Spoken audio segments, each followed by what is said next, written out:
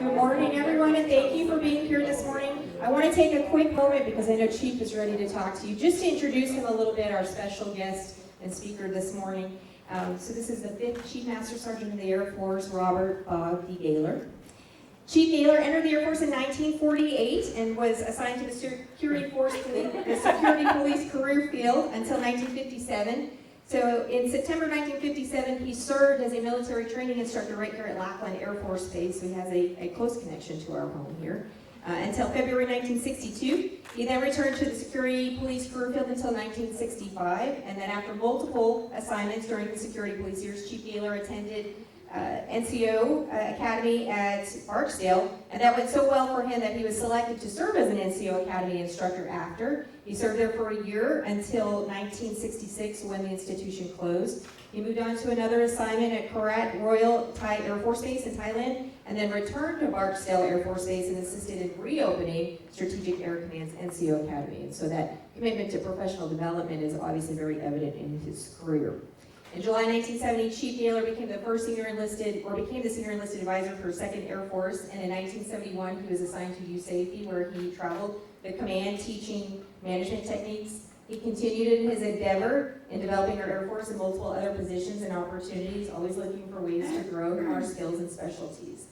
Chief Gaylor became the 5th Chief Master Sergeant of the Air Force in 1977, serving as the advisor to the Secretary of the Air Force, John C. Stetson, and Chiefs of Staff of the Air Force, General David C. Jones and General Lou Allen Jr. on matters concerning welfare, effective utilization, progress of the enlisted members of the Air Force, and he retired on July 31st, 1979.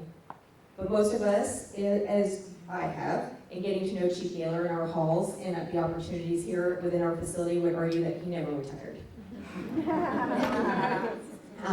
It is evident in a truly remarkable way that he finds joy in spending time with us, in spending and interacting and sharing his knowledge and imparting his professional development, always helping us to become better, sharing his stories and learning about and fueling and just making us better. And I think you light up so brightly when we have an opportunity to talk with you, and that really resonates with us. And so I think there's no better way to introduce him. There's so much to say, but you really just need to hear the words from him yourself. And so let's give a warm welcome to the 5th Chief Master Sergeant of the Air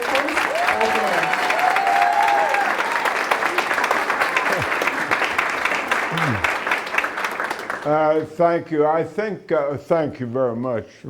I think she could probably have added, and if given the chance, he would do it all over again.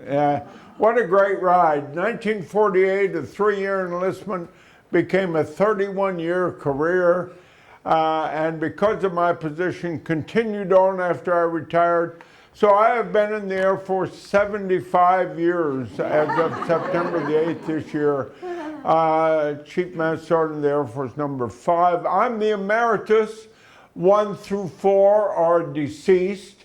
Fortunately, we do not have to die in order.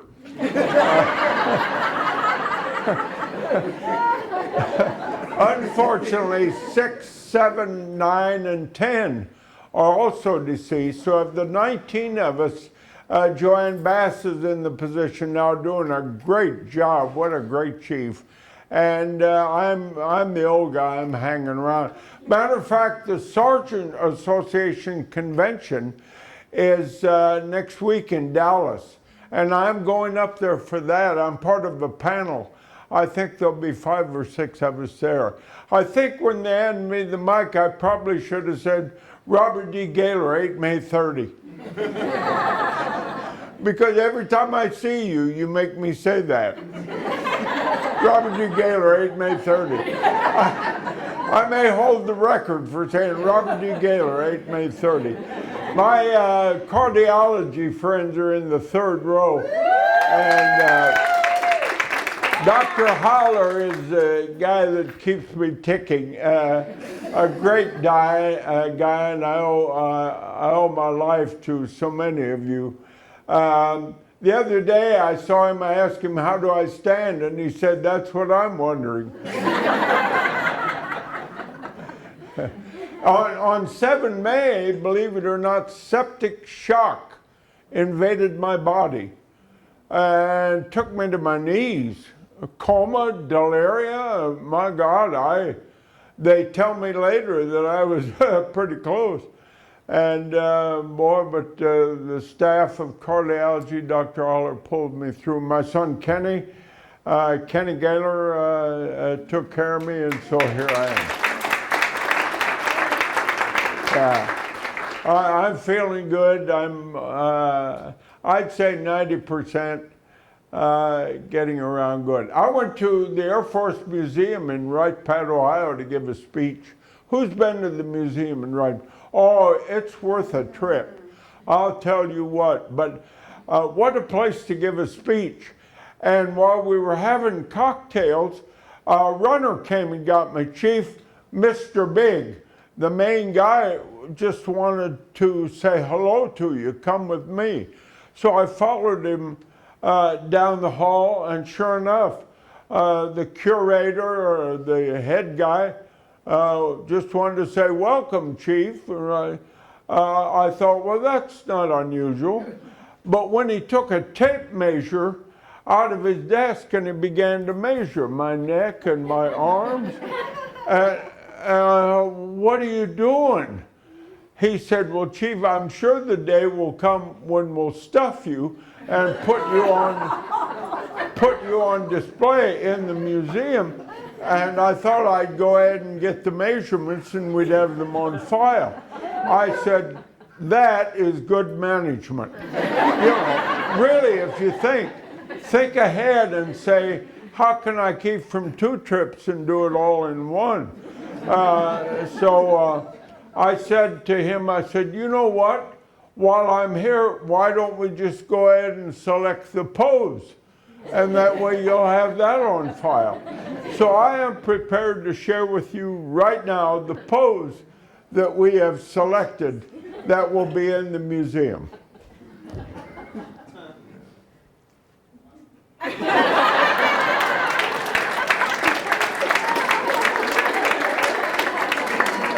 Now, thank you. Now, I thought 2 things were important. 2 things I wanted to make sure.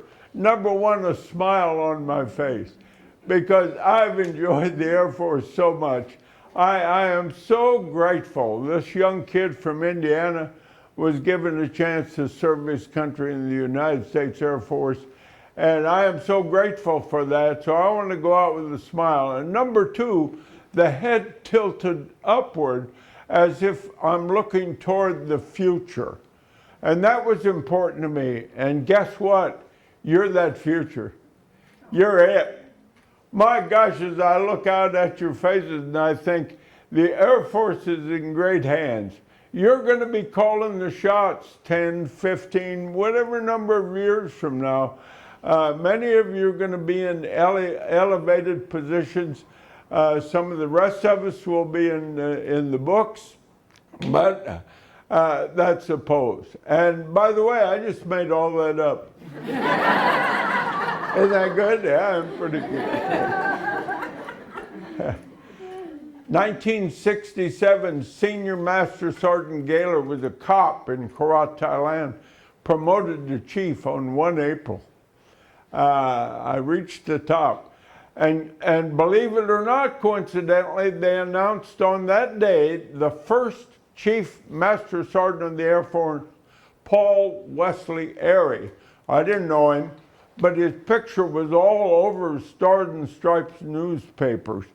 And wow, we now have an enlisted person representing us at the top. And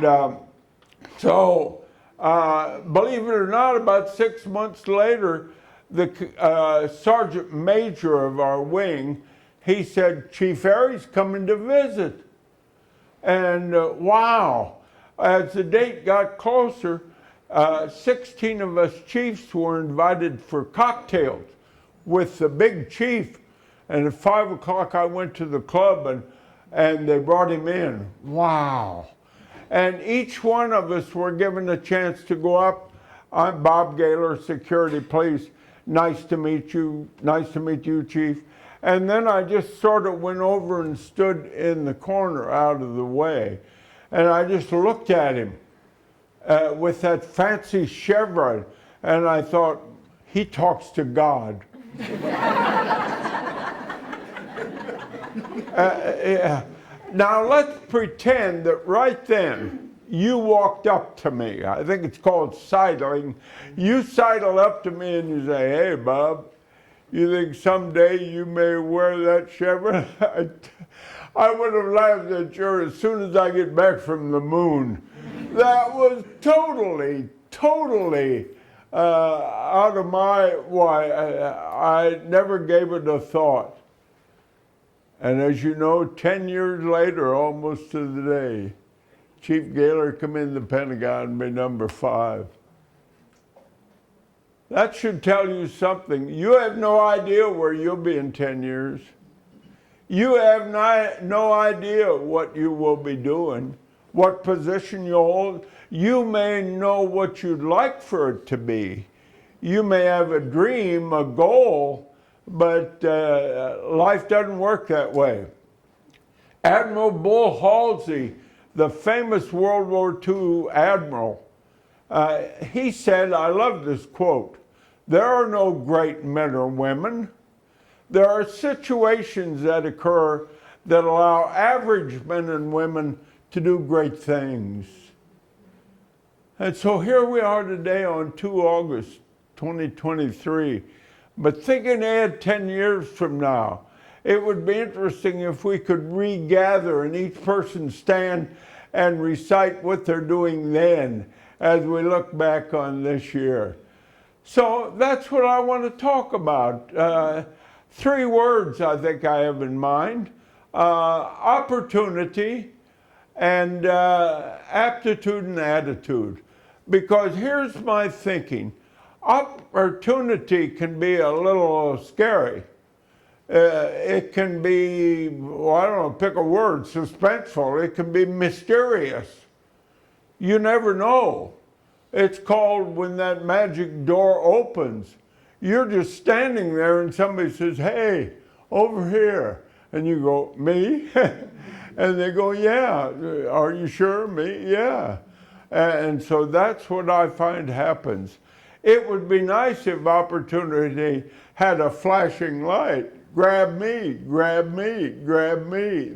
But it doesn't happen that way. Sometimes you're standing there and you say, "Oh, here comes something. Oh, it's getting closer. Oh, I wonder if I should grab it. Oh, there it goes. Oh, shucks." Yeah, and then later you say, "Oh, I wish I had a." I went down to McDill at Tampa, and during the intermission, a master sergeant came up to me and he said, "All my career, I wanted to be a first sergeant." I said, "Well, we need first sergeants." I said, "Hopefully your day will come." He said, "Believe it or not, it happened this week." "Really?" He said, "Yeah. I have been offered a chance to retrain as a first sergeant. Unfortunately," he said, "I'd have to transfer to another base." He said, "We just built our home. The kids are in school. The wife's got a good job." He began giving me reasons why he could not accept his invitation. And when he finished, I said, "I'll tell you what, Sergeant, let me shake your hand. You have a right. If you choose to say no, I'd say you were given that option. But please don't come back to me in 3-4 years and say, 'I never had an opportunity,' because I would say what? Yes, you did. You chose not to take it."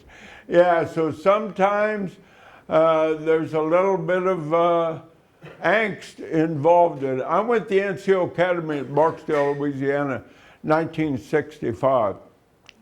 And a banquet night, and now we will present individual awards. And the winner of the Honor Graduate Award from Columbus, Mississippi, and they called my name.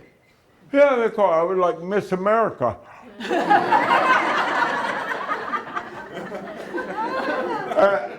And I walk on there up to get my trophy.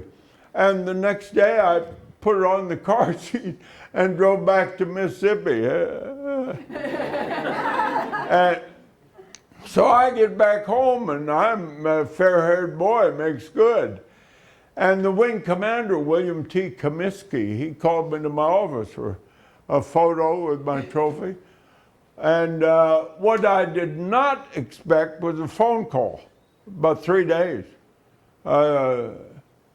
Gaylor, we have an opening on the faculty, and you're our first choice. All you have to do is say you want it, and we'll move you to Barksdale. Wait a minute, hold it. You're going too fast. You're inviting me to join the faculty of the academy at Barksdale? Yes. How long do I have to decide? Today. Wow, I want my mom. What would you do? There at Columbus, and I enjoyed my job. And so I blurted out, I'll take it. And the guy said, are you sure? I said, no. I'm not sure, but put my name down. And I hung up the phone. I said, what just happened? I go from serenity on the job to total confusion. Now what you have to do is go home and tell your wife and 4 kids. Gather around, Dad's got a surprise. What's a surprise, Dad? We're going to Barksdale. I'm going to teach at the NCO Academy. My 8-year-old daughter. Do I have to go? What's your last name? Get in the damn car.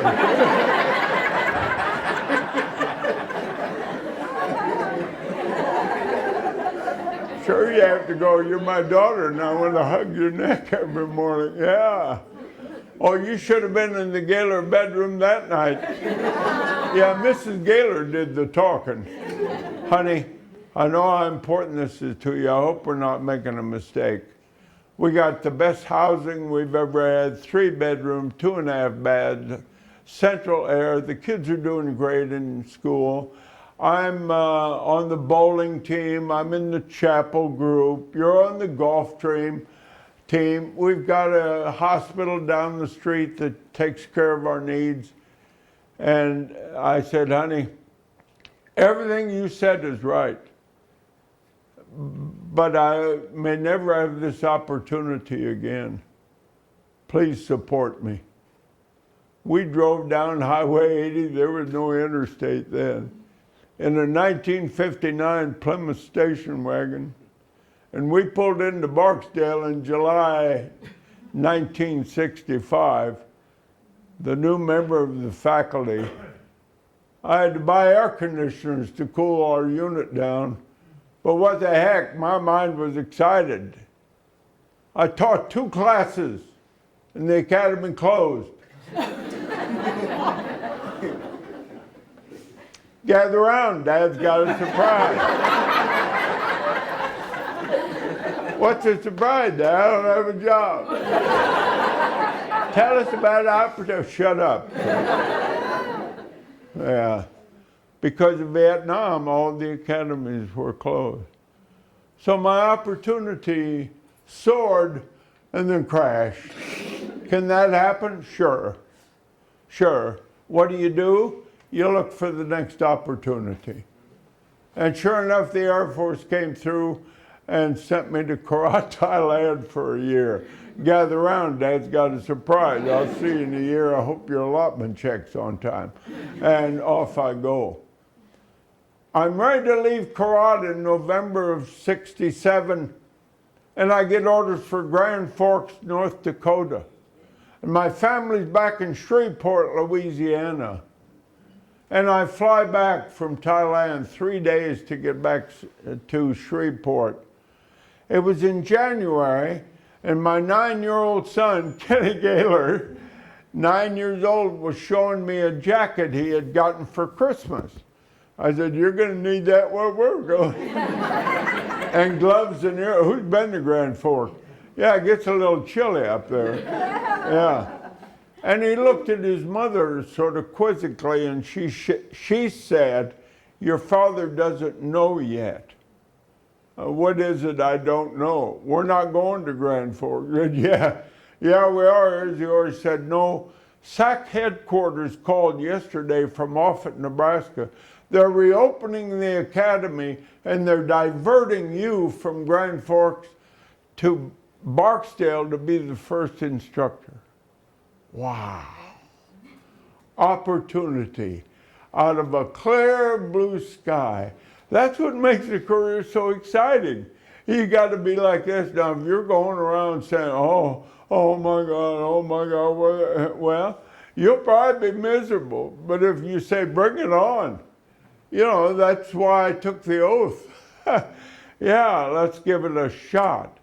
So now I'm teaching at the NCO Academy and loving it. Chief Gaylor, department chief. 2 years, and the commandant says to me, General Jones wants to interview you.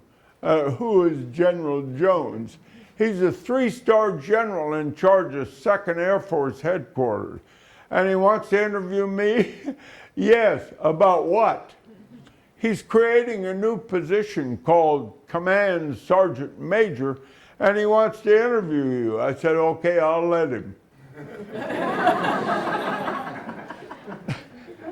And I had never talked to a 3-star general before, and I went up there for a 45-minute interview, and he selected me. And the next thing, my picture's all over 2nd Air Force papers. New Command Sergeant Major. Hey, Bob, you got a new job. Yeah, what do you do? I have no idea. It's a new position. There's no job description. And so now I'm Sergeant Major of 2nd Air Force and a brand new opportunity. Now, I have a couple questions for you. I'm not sure I know the answers. Why did SAC headquarters divert me from Grand Forks to Barksdale? Why me, Bob Gaylor? I don't know. There were a lot of chiefs that they could have picked. Why did the general want to interview me, Bob Gaylor? Why did I get the trophy? Bob Gaylor from Mulberry, Indiana. Yeah, if you have the answer, why? Why are these things happening to me? To me, unexpectedly. In 1971, that general got his 4-star and sent to Europe to be USAFE commander. He called me in. You know what he said to me? You want to go to Germany? I said, I've never been. He said, let's go. And in the summer, I went home, gathered around, and my daughter said, you're not going to say get in the car, are you? And I said, yeah. And tears rolling down her face, and she said, I hate you. Because she was a freshman in high school, and she had a boyfriend, and she was in the high school band. I hate you. I said, I don't blame you, but you'll love the schnitzel.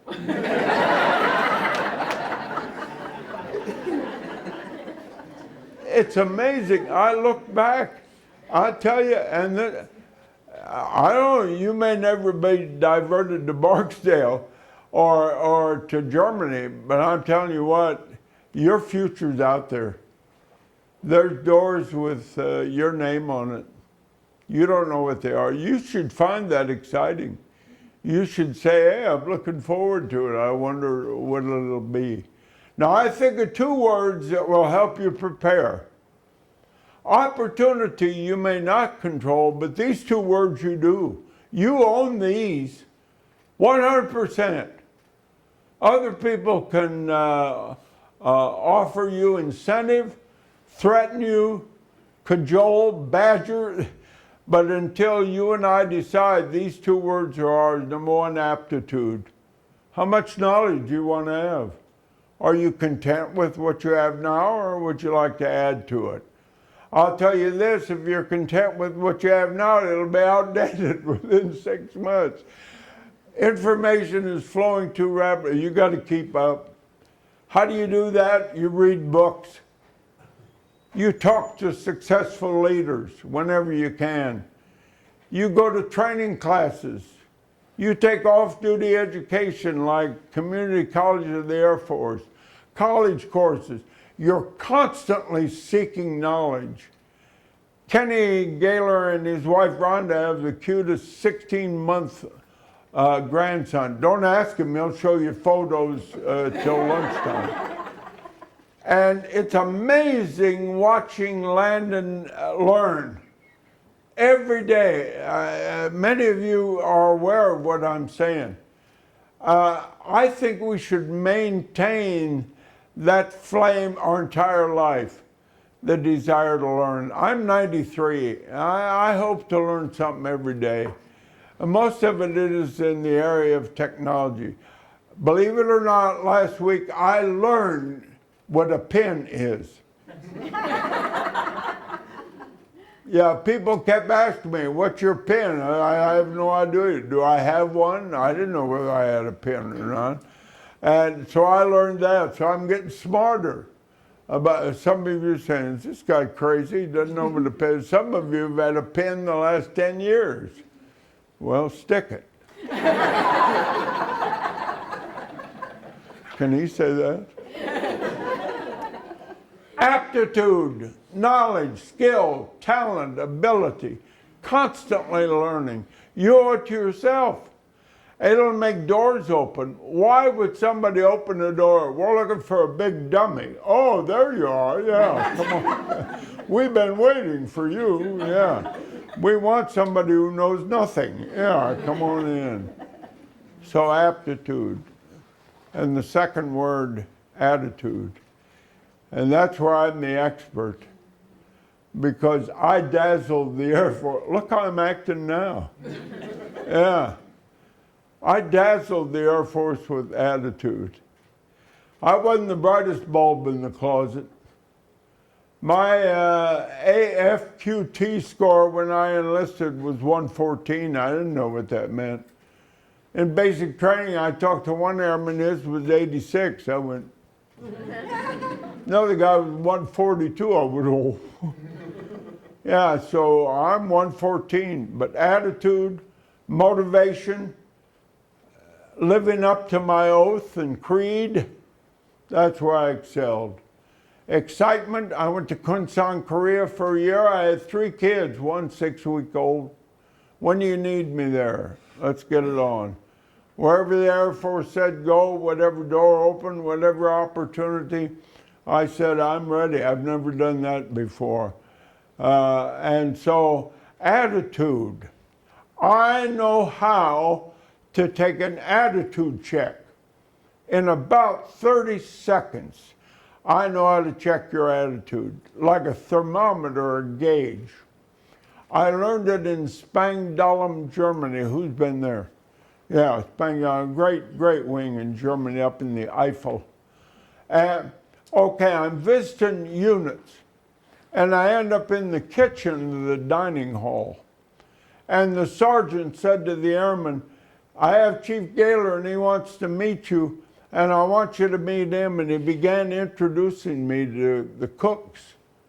And a young airman with one stripe walked by with a big knife in his hand. And the sergeant stopped him and he said, I want you to meet Chief Gaylor. And I stuck my hand out and just for something to say, spontaneously off the top of my head, I said 5 words. What do you do here? What do you do here? I walk into the pharmacy or cardiology or dermatology and you're there and I just say, what do you do here? What do you do here? And the airman said, I dice radishes. I said, you do what? He said, I'm the radish dicer. What else do you do? He said, that's about it. What happens to the radishes after you dice them? Some guy comes and takes them away and I never see them again. Do you like your job? You got to be, he didn't say kidding, but I can't say that. You got to be. As a matter of fact, let me tell you what else I don't like. I don't like the Air Force. I don't like this base. I don't like my supervisor. I don't like my dormitory. I don't like the bus schedule. I don't like the movies. He dumped on me. He dumped. He backed his truck up and let me out. I'm ducking. And I said the only stupid thing I could think of, good luck.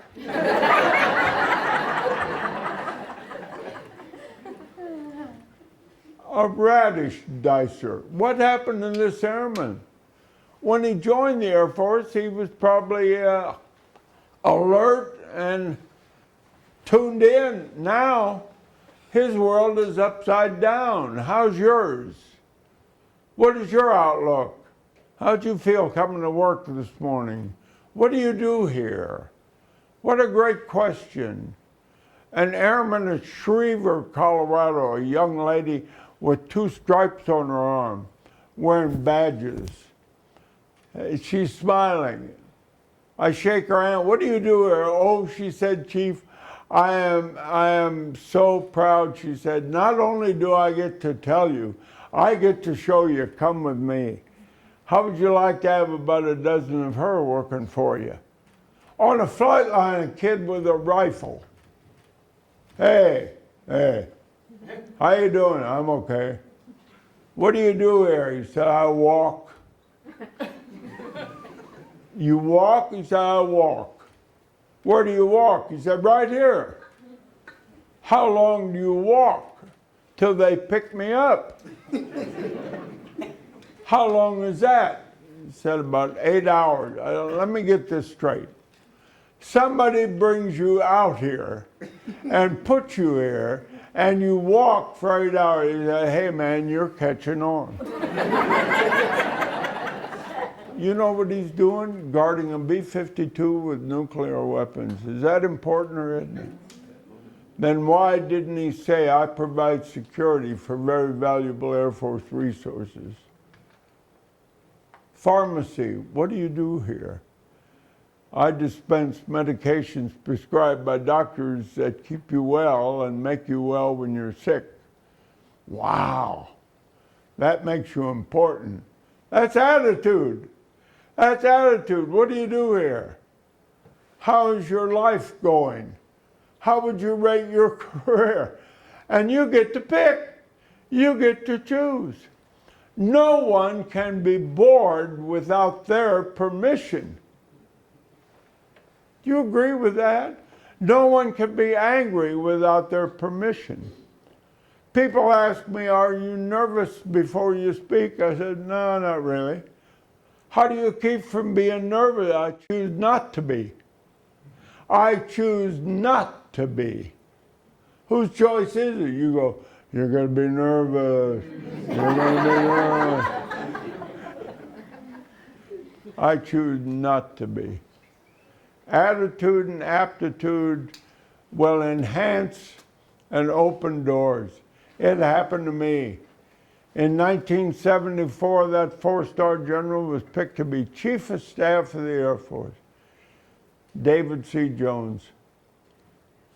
And in 1977, he said to me, Bob, Chief, come on in the Pentagon and be number 5. I look back and I say, wow, what a ride. Now, I'm not suggesting all those things will happen to you. You've got your own route to take, your own direction. Maybe you'll be the medical senior leader or in charge of some department or noted for your skill and talent. Well, you can do with it what you want.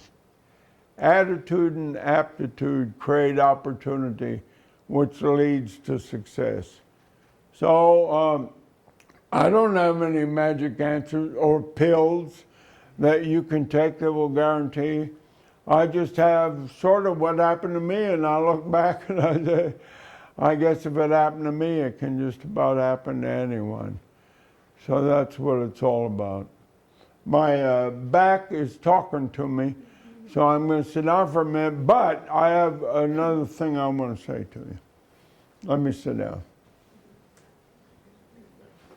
I may never get up.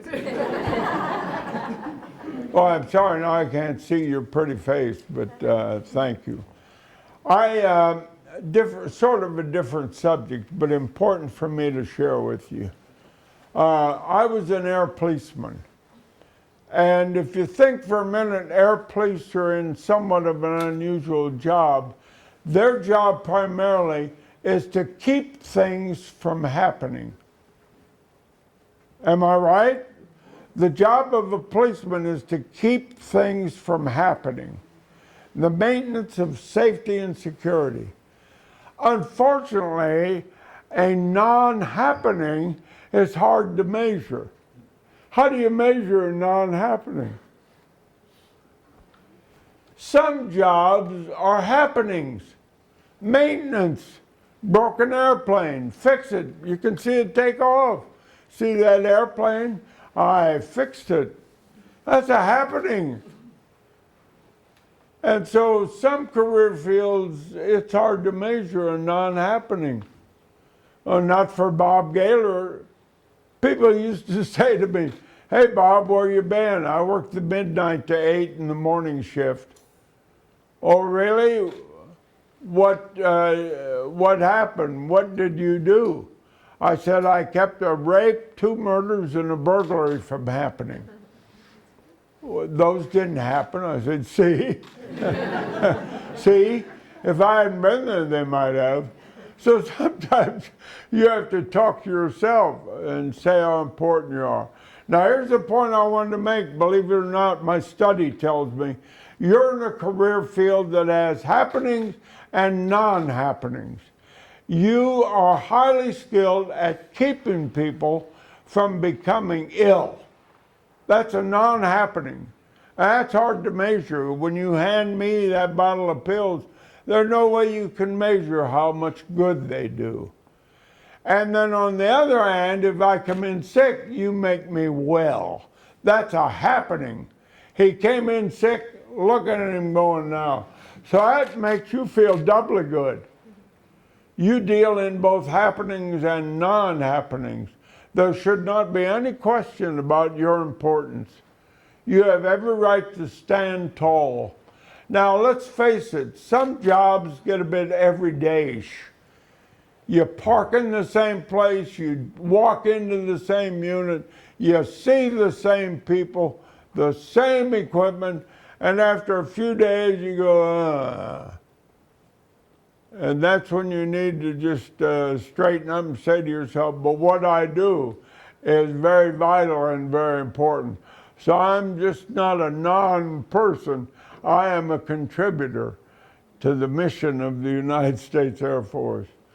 So that's attitude and measuring non-happenings. I was a cop 21 years, I loved it. Did I ever have happenings? You name it. I've worked at murders, burglaries, accidents. Well, yeah, they're stimulating, exciting. But I've also worked 8 hours where nothing happened. You go to work, you leave, and you say, well, nothing happened. But you know it's because you were there that it didn't happen. I was flying on an airplane, and I was just droning along. And I thought of my favorite word, attitude. I have it on my coin. It says, attitude is the key. I have it on a t-shirt that I give, attitude, attitude. So I wrote the word out on a piece of paper. I just wanted to look at it, A-T-T-I-T-U-D-E. And then I thought, where do those letters fit numerically in the alphabet? A was easy, I put a 1. T I had to count, A, B, C, D, E, F, G. Take my word for it, T is letter 20. I is 9. T is 20, U is 21, it follows T. D, you can help me with this. D is number 4. And E. 5. So now I'm looking at those numbers. I wonder what they add up to. 1 and 20 is 21, and 20 is 41, and 9 is 50, and 20 is 70, and 21 is 91, and 4 is 95, and 5 is 100. Isn't it amazing that whoever made up the word made sure it added up to 100? 100% of doing your best, 100% living life to the fullest, 100% being a good team player, 100% of living your life to the fullest. Add up aptitude. I meet people with master's and doctorate degrees. I applaud them. That just adds up to 96. Yeah, I'll take attitude.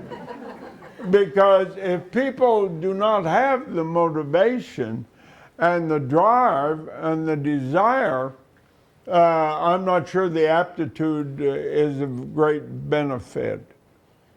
I enjoy doing this. You're looking at an old guy. I'm living now a lot of my time with Kenny. We have to be concerned to my falling and all kinds of things that can happen to 93-year-old. But Dr. Holler, the cardiology staff, I see them and wow, I just think y'all are great, and that's why I don't want to let go of the mic. But I realize you've got other things to do. I would say thank you for giving the old chief a chance to come in and tell his stories. I got stories in tonight. Where's my folder, Kenny? I'm a thinker. I hope you're a thinker. Thinking is a lost art because you've got that button to push on your gadget. But I think when I'm showering, I think when I'm driving, I think when I'm trying to go to sleep. And I came up with something I think is pretty good. 25 words in my life that provide my pillars. The 25 words that define my foundation. The 25 words that give you Bob Gaylor. Biographical words. Think about that. You may want to do it. I started with 100 words and I had to narrow it down. It was tough. I'm talking about just a one-word definition. What is your life made up of? Does it have sugar in it and cinnamon and nutmeg and, you know, what are the ingredients of your personality? And matter of fact, two of the words, attitude and knowledge, are two of my 25. But I did those 25, and on my 93rd birthday, I put it in a very attractive letter with Kenny and Rhonda. And I numbered them numerically to where someday they'll be collector's items. And I have only 100. They're limited copies. And I bought 2 copies of Bob Gaylor's 25 words. And I'm going to give them to the 2 people whose name I have on the 2 letters. And number 1, my favorite protocol guy, Cody Kirksey. Where's Cody?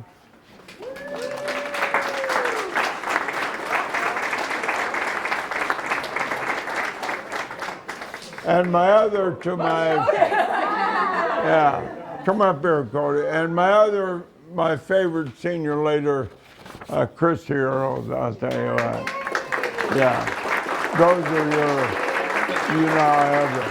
Now, if you're interested, I think you'll find it's actually, think for a moment, it's an interesting study. You look at my 25 words, you'll know Bob Gaylor is 93 years alive. And I'm right now going to give them permission to make copies. If any of you would like to see the 25 pillars of my foundation, if you want, or if you don't want to, you're not getting mine. Yeah. I have a challenge. I will give you these. Yeah, do what you want. I am a very blessed man. I'm a very fortunate man, and so much of that is owed to you and your skill, your talent, your willingness to help me. On Monday, I had squamous cell removed from my arm. Dr. Wong, my friends in dermatology are sitting here. So that's another check mark. I'm seeing Dr. Holler Thursday. He may not know it, but I'm coming. Y'all are so great, and you take good care of me. At the pharmacy, I'm known as take one tablet every morning as needed. That's what they know me as. Good luck to you. God bless you. Thank you for letting me come in and talk to you. Thank you.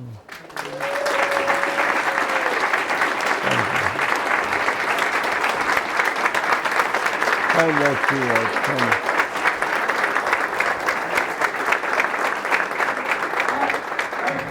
So, can you all agree, this man is a national treasure? Yes. And so... Take him out and bury him. Stop it. And so, when he talks about, you can all sit down for a second. When he talks that he was at a challenging time, I have to admit, there was one time I saw him and I actually thought that I was saying goodbye to him. And it broke my heart because he's amazing. And Kenny, if you want an example of what you should be for your parents when it comes, it's full circle. And Kenny and I know your siblings and your spouses and everybody has been doing that every single day. And so you are an honorable son and you are an amazing, and thank you. And so when Chief goes anywhere, Kenny is with him every single time. And so every time he speaks and all those kind of things, and so he's hard to keep up with. It's a full-time job. And so, sir, I really appreciate your wisdom. I love it. You made my day. My battery is charged. I mean, I don't know about you, but I hope that I do not have all the sometimes I'm like, I think there's too much information and I have forgotten what happened yesterday. But when I'm 93, I want to be able to speak, be as motivating and encouraging to everybody who's around, because you can't say that this did not make your day. And that you are going to go back to your work centers and you're going to say you would not believe the words we got today. And sir, I just appreciate everything you do for our airmen for 75 years. She's a cheerleader. I went to cardiology and she had her pom-pom. And I know cardiology and all the clinics, you couldn't be more prouder to be here today. Thank you. And so when Chief says, remember your why, there are thousands of patients who are sitting around San Antonio who are blessed and fortunate to have in contact with you and to be part of you. So never forget your why and what you do every single day. Because sometimes I know it's frustrating. I know some of our patients are challenging. There is some challenges when you talk about Defense Health Agency, but you make a difference in people's lives every single day. So for Chief, I just want to coin Thank you, Jonah. Oh my goodness. Oh, thank you. I know. There's Thank not many you. of those left because they had to make new coins because when I came here as a 1-star. Oh, thank you. Thank you so much, Underwriter, and good luck to you and your doors opening. Great to see you. I'm wearing my Lake and Heath surgical jacket. Yeah, those of you that have been to Lake and Heath, the great wing over there, and they sent me this, and I thought it'd be nice to wear my medical jacket. Good luck to you. Thank you.